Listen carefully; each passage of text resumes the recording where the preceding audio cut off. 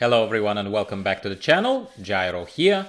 Welcome back and welcome my new friends who may be just visiting us for the first time. Stick around for some overview of a lazy build of an Unholy Death Knight in patch 8.3 and associated full clear run of Horrific Vision of Orgrimmar coming right up, my friends, coming right up. So this format of this video is slightly different, as you can see, because I'm following advice of my friends who in the comments down below, that the club that you're most welcome to join right now. I am trying to experiment with different formats, and this one I'm turning into a guide, but more class specific guide as opposed to turn left, turn right, don't do this in a Horrific Vision. I've done plenty of those and I continue doing them. So we are starting by looking at my Unholy spec talents. I'm not saying PvP talents are not going to be important to us, this is not a PvP guide, and I'm not claiming to be an expert. Please do not tell me that I am missing some really important stuff, tell me what I'm missing more so that I learn, but I'm just telling you what I call a lazy man's build that currently in this casual item level range of 446 with some embarrassing blues, as I said to you in the previous video of this Death Knight when we were clearing Orgrimmar already with a full clear run. I already was making jokes about this piece that I can't seem to get rid of. Regardless, here is my build, no more further apologies. I start with Infected Claws, because the idea of an Unholy Death Knight, and I have to assume that you do not know much about Unholy build, otherwise why would you be watching this? The idea is that you generate festering wounds on your target and then you burst them, as gross as it sounds, okay? It is highly efficient because bursting of the wounds does AoE damage, a lot of damage. So you generate the festering wounds primarily with Festering Strike, as the description tells you that it strikes for quite a lot of damage, uses 2 runes to use it, to do that strike, and generates 2 to 3 festering wounds on the target.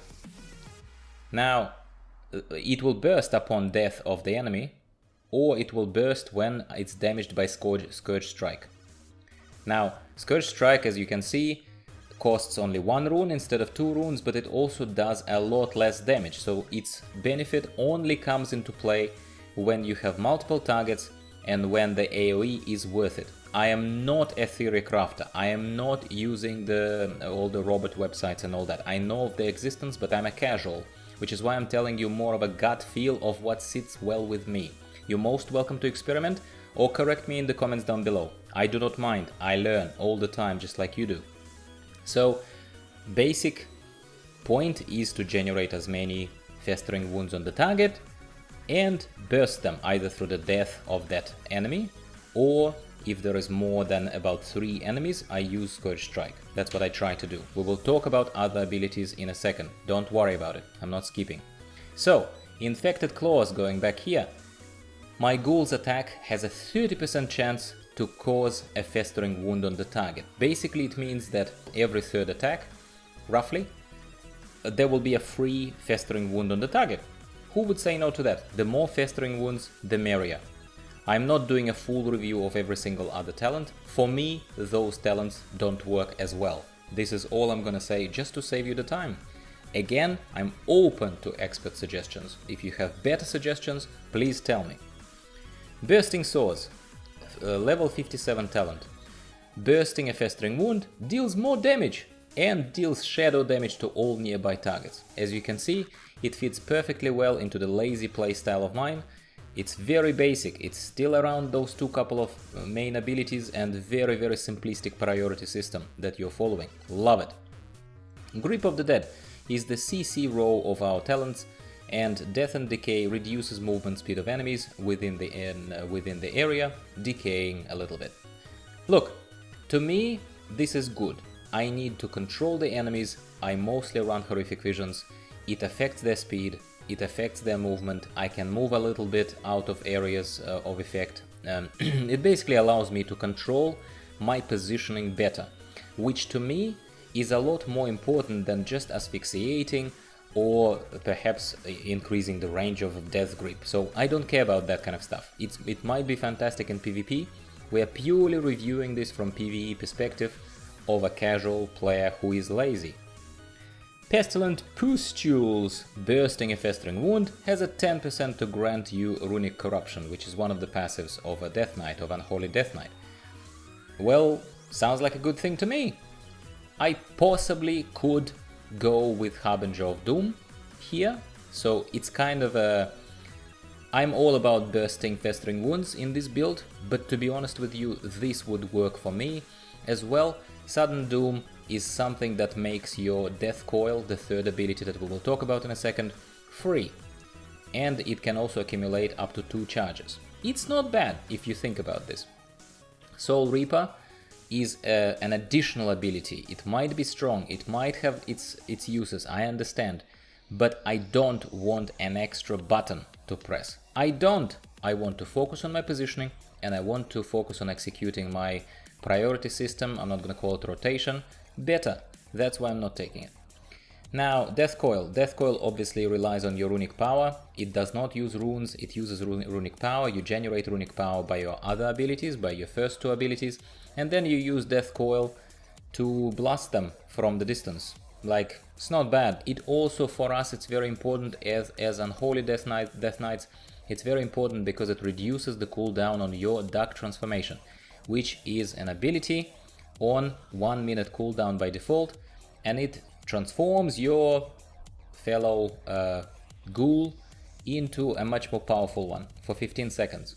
His abilities are empowered, he gets on new functions, and he looks freaking amazing if you use the PvP talents, by the way, because he turns into an abomination. It's fantastic. But I'm playing PvE, which is why it's less applicable to me in this case, alright? Okay, so yes, Harbinger of Doom could work well. Now, this is something that helps you save yourself from time to time, or speed your movement. Wraithwalk, I think, has too long of a cooldown for me to use it, to increase my speed. Too long to justify this. Anti-magic cell could absorb more damage and last 5 seconds longer. Yes, it could be not bad, but I prefer to just use the Death Pact as a oh shit button, because it doesn't require too much planning. It is just sitting there waiting for an oh shit moment. Create a Death Pact that heals you for 50% of your health and absorbs incoming healing equal to 30% of your health for 15 seconds. So you just cannot continue healing yourself, but you suddenly get 50% of your health. If you pull too many, whatever, you know, you're still not a tank. You're very tanky, but you're not a tank as an Unholy Death Knight. You have to understand that. Pestilence. Death and Decay damage has a chance to apply a Festering Wound to the enemy. Do I need to say more, guys?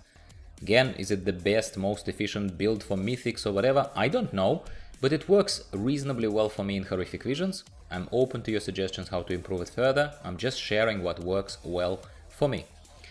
And the final row is Unholy Frenzy on a fairly low cooldown. It's a fairly strong single target push type of ability, which incites you into a killing frenzy, increasing haste by 20% for 12 seconds and causing auto attacks to infect targets with Festering Wounds. More Festering Wounds, the merrier, my friends. And this is exactly what this is about. So that is what I kind of recommend for starters, for people who don't know any better. Similar to myself, I did some preliminary research, but I did not theorycraft, I did not really run sims and whatnot, as some more hardcore kind of people who focus on class guides. I do not focus on class guides, I make no excuses for it. I'm just trying to make sure you understand where you are. So that's my build. That's all there is, guys. If you are happy to witness another Horrific Vision of Orgrimmar run, I'm just going to keep showing you what happens further with this wonderful toon of mine. And I perhaps will comment a little bit on and off, but other than that I will just let you listen to lovely music. And I hope that you'll subscribe to the channel for more similar guides. If you liked this intro-ish part of this video, if you're one of my regulars, if you're one of the new people, it doesn't matter. I want to hear from you. Tell me in the comments down below. Tell me that you support this movement by subscribing, please. It really helps me with my motivation, helps this channel grow. I love this, doing this for you guys, and yeah, it is kind of like a double whammy for me, where I play and I share this with you. It's really cool for me. It's really awesome. But I'd like to hear if you'd like more similar casual guides for builds and rotations and whatnot, because I have other alts, as you know. I have a Demon Hunter, I have a Beastmaster Hunter, I have a Demonology Warlock, and these are kind of my mains, so to speak. So these are the characters that I'm pushing. Alright, without further ado, we're just going to jump into Horrific Vision of Orgrimmar, and we're just going to clear it fully right now with you. And this is a live commentary. It is not recorded after the fact, as I normally do. I am recording it as I go. I'm just gonna drift off, I think, at some point, and not turn it fully into a live stream Twitch style kind of, you know, video where I keep narrating just for the sake of narrating and entertaining my people in the chat. I don't have a chat here. I might consider streaming on YouTube, by the way. If you think it's worth it, let me know. Let me know. Before we go, let's take a final look here at what we're looking at here. I do have Elite Extermination. I do have Cranial Defibrillation. I'm getting close to Gift of the Titans, but I don't have it yet. I don't have it yet, and it hurts because I know how it feels to have it. It's wonderful, but I don't have it yet. That's why we're gonna just push naked. Well, I don't even know if I should patent that term. that term. I don't know. I'm gonna go straight into the Horrific Vision of Orgrimmar, and we're gonna clear it.